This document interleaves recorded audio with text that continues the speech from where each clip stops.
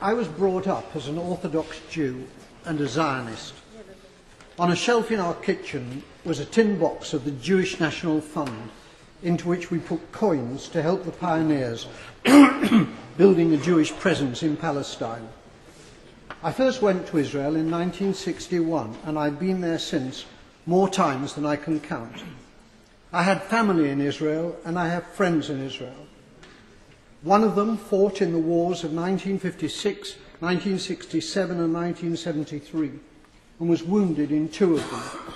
The tie clip which I'm wearing is made from a campaign decoration awarded to him, which he presented to me. I've known most of the prime ministers of Israel, starting with the founding prime minister, David Ben-Gurion. Golda Meir was my friend. So was Yigal Allon, the deputy prime minister, who as a general won the Negev for Israel in the 1948 War of Independence. My parents came to Britain as refugees from Poland. Most of their families were subsequently murdered by the Nazis in the Holocaust. My grandmother was ill in bed when the Nazis came to her hometown of Stachov. A German soldier shot her dead in her bed. Madam Deputy Speaker, my grandmother did not die to provide cover for Israeli soldiers murdering Palestinian grandmothers in Gaza. The present Israeli government ruthlessly and cynically exploit the continuing guilt among Gentiles over the slaughter of Jews in the Holocaust as justification for their murder of Palestinians. The implication is that Jewish lives are precious, but the lives of Palestinians do not count. On Sky News a few days ago, the spokeswoman for the Israeli army, Major Leibovich, was asked about the Israeli killing of, at that time, 800 Palestinians. The total is now 1,000. She replied instantly, 500 of them were militants. That was the reply of a Nazi. I suppose that Jews fighting for their lives in the Warsaw Ghetto could have been dismissed as militants. The Israeli Foreign Minister, Tzipi Livni, asserts that her government will have no dealings with Hamas because they're terrorists.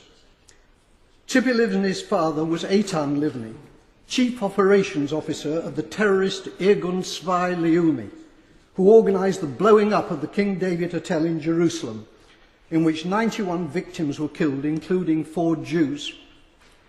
Israel was born out of Jewish terrorism. Jewish terrorists hanged 2 British sergeants and booby-trapped their corpses. Irgun, together with the terrorist Stern Gang, massacred 254 Palestinians in 1948 in the village of Deir Yassin. Today, the present Israeli government indicate that they will be willing, in circumstances acceptable to them, to negotiate with the Palestinian President, Abbas, of Fatah. It's too late for that, Madam Deputy Speaker. They could have negotiated with Fatah's previous leader, Yasser Arafat, who was a friend of mine. Instead, they besieged him in a bunker in Ramallah, where I visited him. It's because of the failings of Fatah since Arafat's death that Hamas won the election, the Palestinian election in 2006. Hamas is a deeply nasty organisation, but it was democratically elected, and it is the only game in town. The boycotting of Hamas, including by our own government, has been a culpable error from which dreadful consequences have followed. The great Israeli Foreign Minister Abba Eban, with whom I campaigned for peace on many platforms, said, "You make peace by talking to your enemies."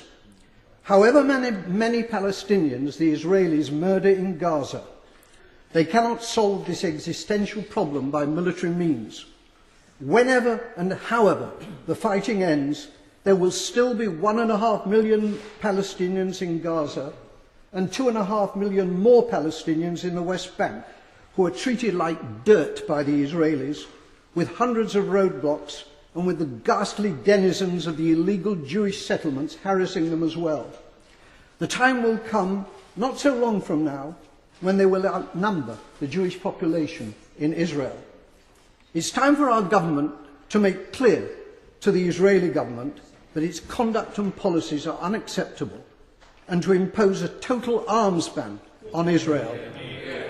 It is time for peace, but real peace, not the solution by conquest, which is the Israelis' real goal, but which is impossible for them to achieve. They're not simply war criminals, they're fools.